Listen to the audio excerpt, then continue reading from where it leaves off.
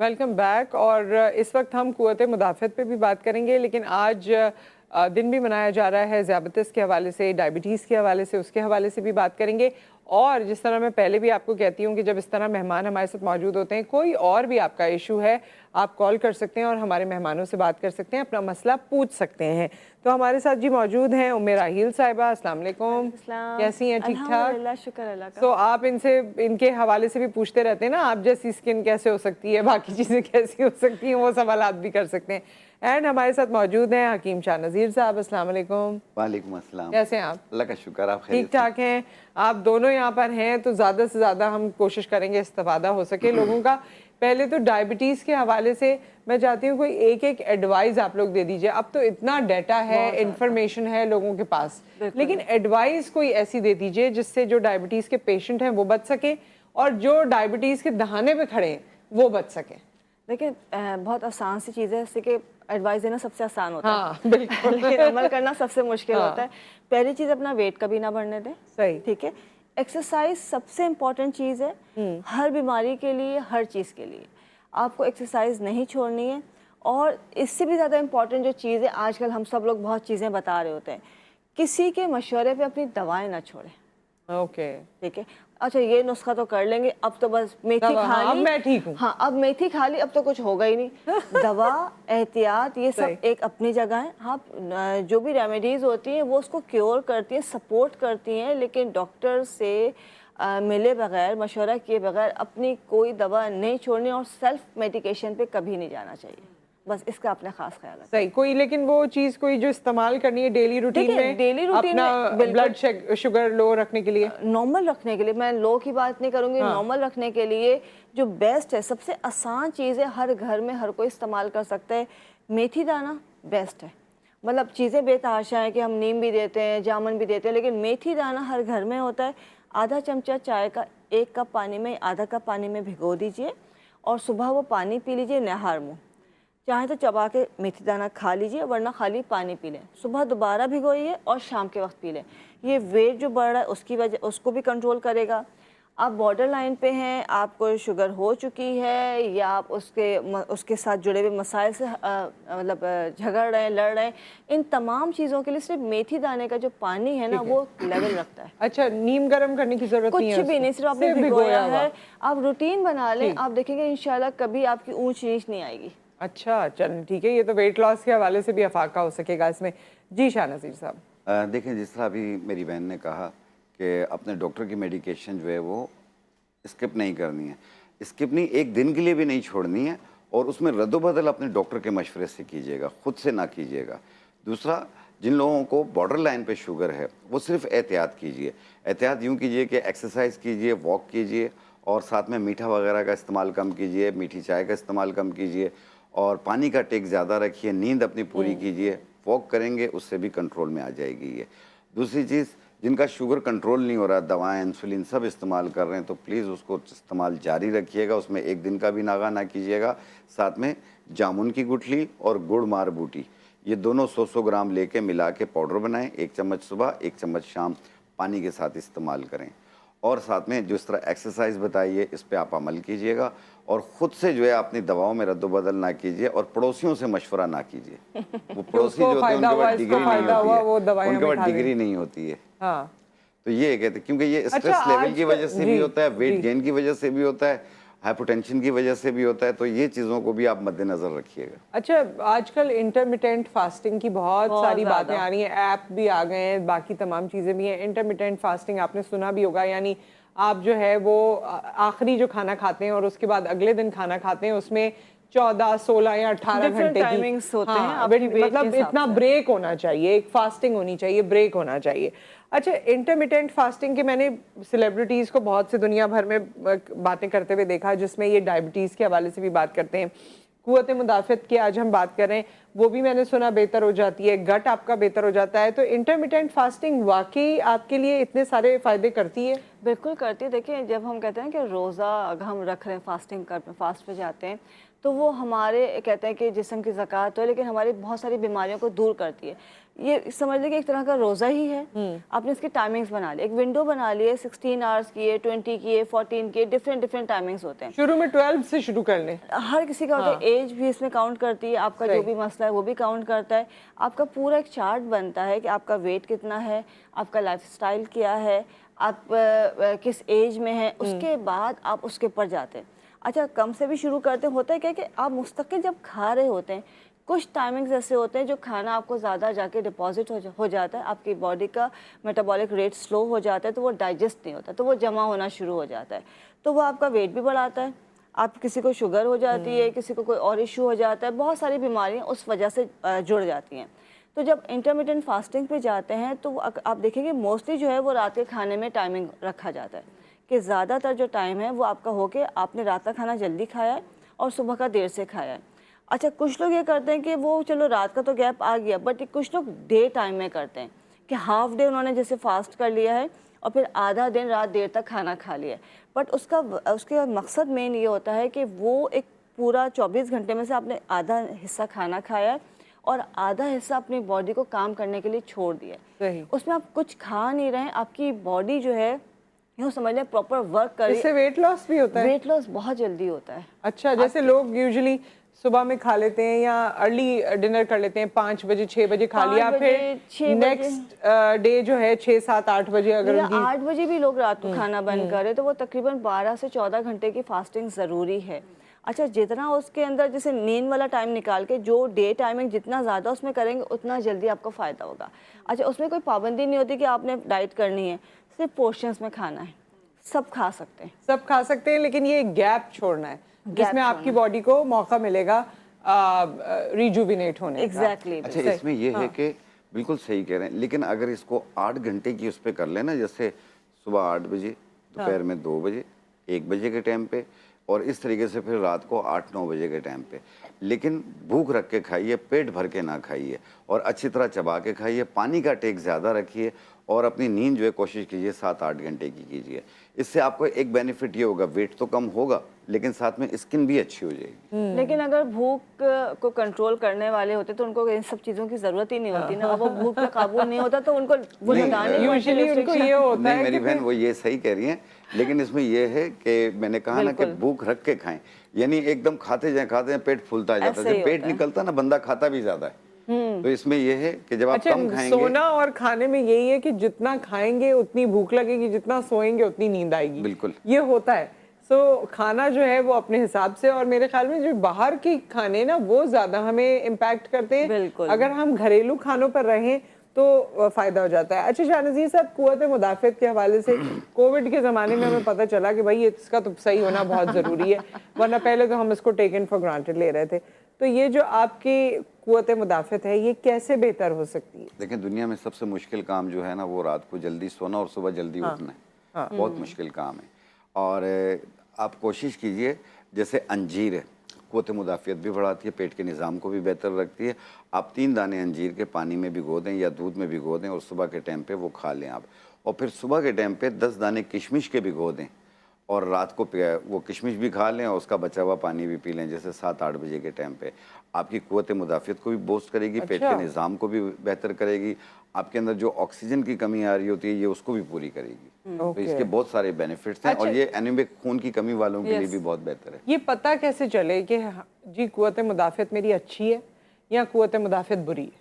अच्छा नुसरत, मोस्टली लोगों की क़ुव्वत मुदाफ़अत इम्यूनिटी वैसे ही वीक है। क्या है, मौसम चेंज हुआ, छींकें शुरू हो गई हैं, ज़रा सी मट्टी हो रही है, बच्चा बीमार हो गया है, कुछ हो रहा है, कोई बीमारी, कोई वायरस है, आप फ़ौरन इफ़ेक्ट हो रहे हैं। मतलब यूँ समझ लें कि कोई चीज़ छू के भी गुजर रही है तो आपको असरअंदाज हो रही है। इसका मतलब आपकी इम्यूनिटी वीक है।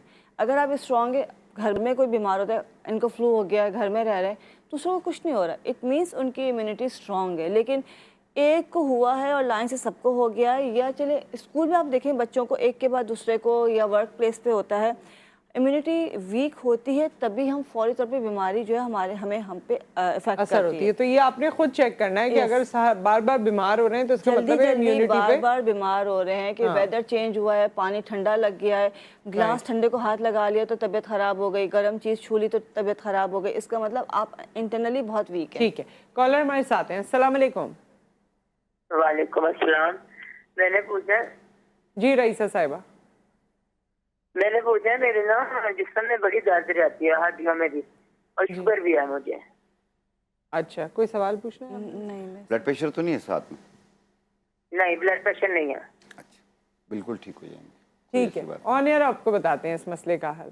जी, देखें, जिन लोगों के घुटनों में दर्द रहता है, अब ये अर्थराइटिस की तरफ पेशेंट चला जाता है। इसमें हड्डियों में भी ओवरऑल दर्द है उनके। ये अर्थराइटिस ही होती है। इसमें टक टक की आवाज़ आती है और इसमें बाज़-औक़ात इसमें स्वेलिंग भी करती है। ये रोमेटाइज अर्थराइटिस होती है। इसको ठीक करना, और दूसरा शुगर का जो मैंने नुस्खा बताया है कि गुड़ मार बूटी और जामुन की गुठली, ये दोनों 100-100 ग्राम लेके मिला के पाउडर बनाएं, सुबह शाम खाने से पहले पानी के साथ लें। और इसके साथ सफ़ेद मूसली, अजगन नागौरी, ये दोनों 50-50 ग्राम, सूरजजान शीरी 20 ग्राम, इसको मिला के पाउडर बनाएं। 1 चम्मच सुबह नाश्ते के बाद, 1 चम्मच रात खाने के बाद सादा पानी या 1 कप दूध के साथ इस्तेमाल करें। आप देखिएगा आपके एक एक जोड़ में से दर्द ख़त्म होगा, क्योंकि असगन नागौरी में विटामिन B12, B6 पाया जाता है। सफ़ेद मूसली में जो है वो विटामिन D और कैल्शियम पाई जाती है, और सूरजजान शीरी में विटामिन K पाया जाता है। तो इस तरीके से आपके एक एक हड्डी का दर्द ख़त्म होगा। ठीक है, एक और कॉलर हमारे साथ हैं। अस्सलाम वालेकुम। अच्छा जी, इस वक्त आप ब्रेक ले रहे हैं, ब्रेक के बाद वापस आते हैं और फिर आप हमें कॉल्स कीजिए, आपके सवालों का जवाब देंगे। See you after the break.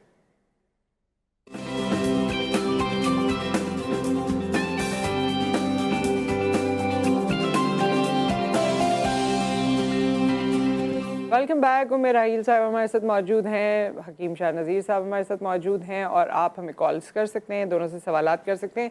आजकल जो फ्रूट्स हैं, जो वेजिटेबल्स हैं, उनके लिए उससे कोई फ़ायदा है? उससे अगर ये किस तरह की कंजम्पशन करने की ज़रूरत है? ये जो सारी बीमारियां हैं और नए नए किस्म के वायरस हैं, इससे कोई क़ुव्वत मुदाफ़ियत में कोई फ़र्क पड़ेगा?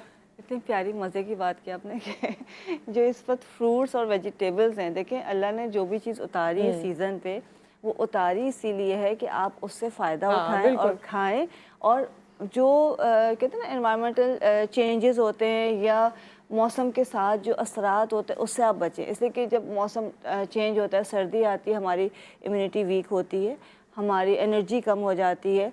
तो ये जो तमाम चीज़ें, जैसे अब ऑरेंजेस हैं या जितने भी फ्रूट्स हैं, अगर आप देखें सर्दियों के जो फ्रूट्स हैं उसमें विटामिन C बहुत होता है, और विटामिन C आपको एनर्जी भी देती है और आपकी इम्यूनिटी को बढ़ाती है।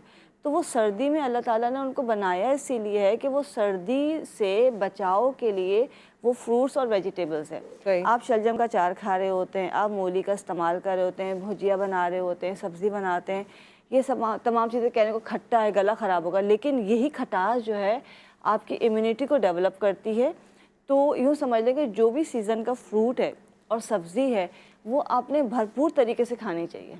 हाँ, वो आपको जो मौसमी तग़य्युरात जिसे कहते हैं कि मौसमी जो बीमारियां होती हैं उससे बचाती हैं। उससे बचाती है। आप ज़्यादा क्या रेकमेंड करती हैं, मतलब फ्रूट सब्ज़ी में क्या ऐसी चीज़, क्योंकि हमारे यहाँ बड़ी नेग्लिजेंसी है ना, हमारे टेबल पे भी रखे रहेंगे तो हम फ्रूट खाते नहीं हैं। कौन सी एक ऐसी चीज़ें जो आप कहती हैं कि ज़रूर इस्तेमाल करें? फ्रूट को दवा समझ के खाना शुरू कर दें। अच्छा, मतलब आप समझे कि आप मेडिसिन भी खाते हैं, विटामिन से इतनी बड़ी बड़ी बॉटल्स खरीद के खाते हैं, आप सोचे कि जी मुझे ये विटामिन इससे मिलेगा, इतना फ्रूट मुझे खाना है।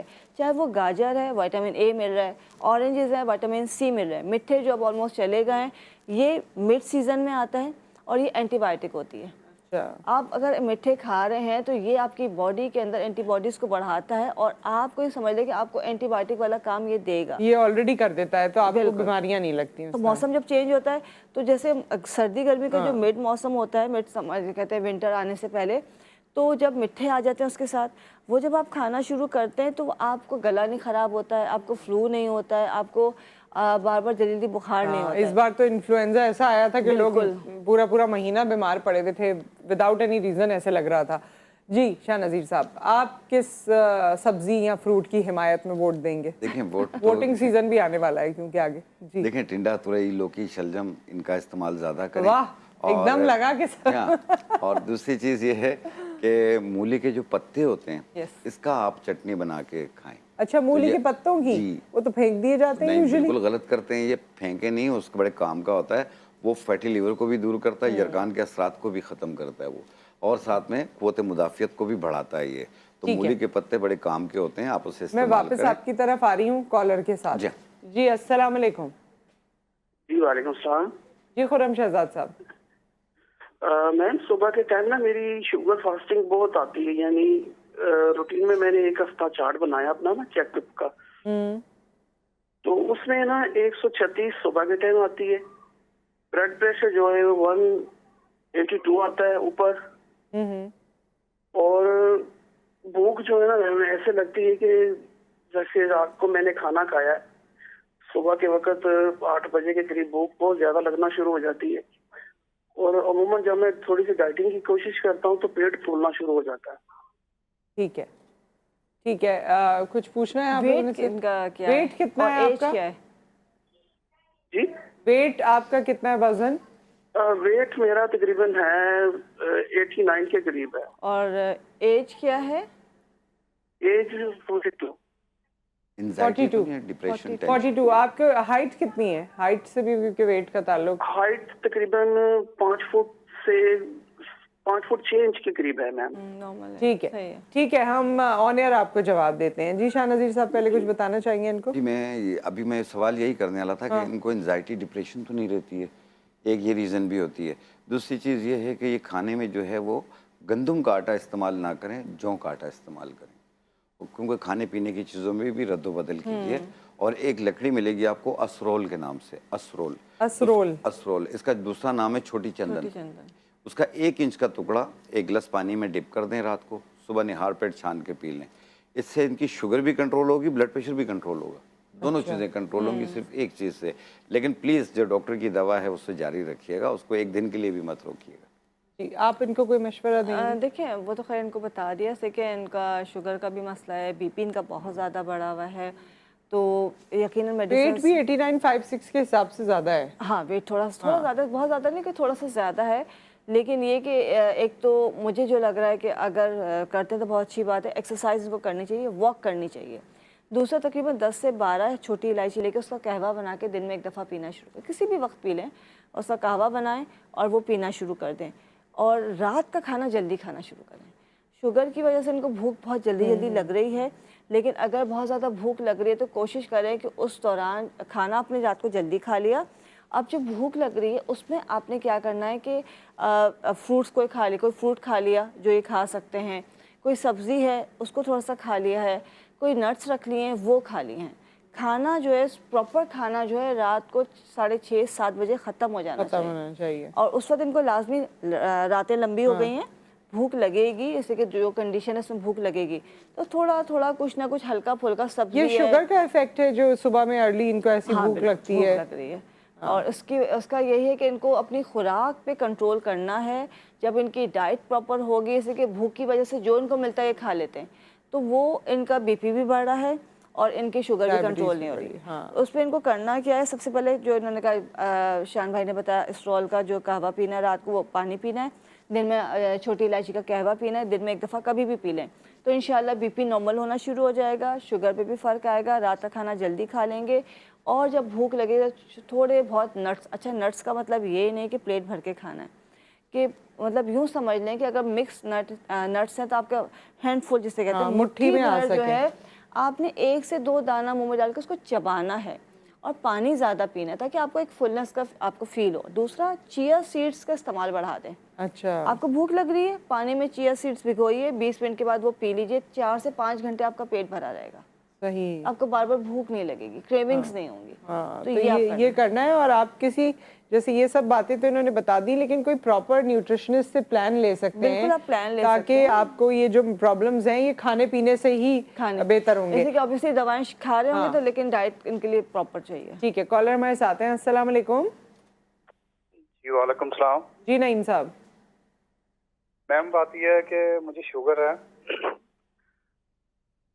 हाँ जी, जो रहती है मेरी मैक्सिमम 2 से 250 के दरमियान रहती है। सही, ठीक तो है। मैम मैं इसके लिए मैं गैट्रल फोर ले रहा हूँ, और पहले ले रहा था, मैं इंसुलिन ले रहा था, लेकिन डॉक्टर साहब ने इंसुलिन छुड़वा दी है। अब वो इंसुलिन नहीं ले रहा, मैं सिर्फ गैट्रल 4 ले रहा हूँ। कुछ पूछना है इनसे? अभी आपकी एज कितनी है? और इस वक्त तो मुझे जिस्म बहुत ज्यादा वीकनेस महसूस होती है, उम्र सर में कितनी है दर्द आपकी? रहता है। उम्र कितनी है आपकी नईम साहब? उम्र मेरी है तकरीबन 44। अच्छा, ब्लड प्रेशर तो नहीं होता आपको? ब्लड प्रेशर भी मेरा वीक रहता है तकरीबन 1 से 10 तक। अच्छा, और लास्ट सवाल ये है कि ये जो आपने शुगर बताई है 250, ये फास्टिंग बताइए, रैंडम बताइए? ये मेरी रहती है खाने के बाद। खाने के बाद। ठीक है, ठीक है, ये सब चीज़ों का जवाब हम आपको देंगे। एक ब्रेक यहाँ पर आ गया नईम साहब, ब्रेक के बाद हम वापस आते हैं, आपका भी जवाब देंगे, बाकी लोगों का भी जवाब देंगे। आप हमारे साथ रहिए।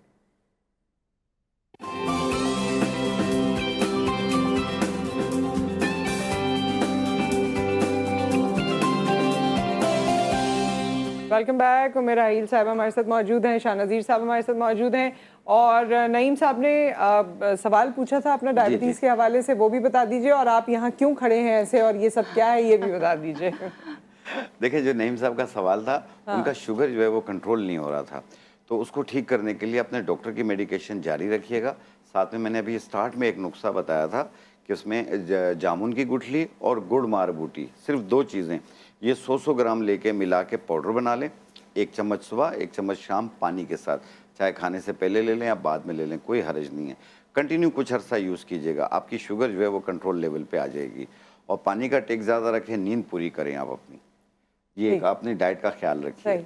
दूसरा, हम जो ये लेके बैठे हुए हैं, ये उन लोगों के लिए जो लड़कियां हों या लड़के हों, जो अपने वेट की वजह से परेशान है, जिनका वेट कम नहीं हो रहा, जैसे पेट, हिप्स, थाइस, गर्दन के पीछे की चर्बी ये बढ़ रही होती है, जिस्म फैल रहा होता है, ये उसको ठीक करेगी, वज़न को कम करेगी। आप 1 महीना यूज़ कीजिए, कम से कम आपका वज़न जो है वो 8 किलो तक कम होगा 1 महीने के अंदर। तो इसमें पैकेज है, ये पूरा आप खुद बनाएंगे। आपने लेनी है टोटली पहले 4 चीज़ें। सबसे पहली चीज़ है ये सनोबर के पत्ते हैं, बरगे सनोबर, ये इसका पाउडर है, ये हम लेंगे 50 ग्राम।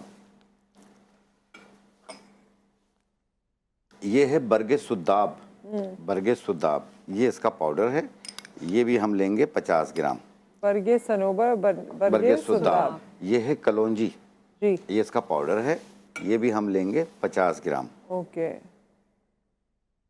और ये ज़ीरा सफ़ेद है, और ये इसका पाउडर है, ये भी हम लेंगे 50 ग्राम। ये चारों चीज़ें 50-50 ग्राम लेंगे तो कम से कम 1 महीना चल जाएगी ये, एक ही मशीन में डाल के। लेकिन एक बात का ख्याल रखिएगा, जब भी ये चीज़ें लें पहले इसको साफ़ कीजिए, फिर उसके बाद इसे पाउडर बना लीजिए। और 1 चाय वाली चम्मच सुबह, 1 चाय वाली चम्मच शाम, चाहे खाने से पहले या बाद में ले लें, कोई हर्ज नहीं है।